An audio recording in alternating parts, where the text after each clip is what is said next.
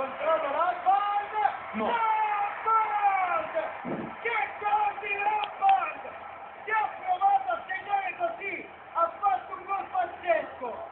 Credo che era un cross. Non voglio essere ingiusto, ma credo che era un cross.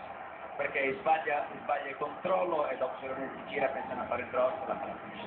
Non voglio essere ingiusto con Lampard, che è un grande giocatore, ci crede tutto quando parte da lui, però voglio rivedere. Lampard ha segnato da golfista, posizione regolare di Lampard, centrocampo fuori gioco, ma è fuori gioco passivo.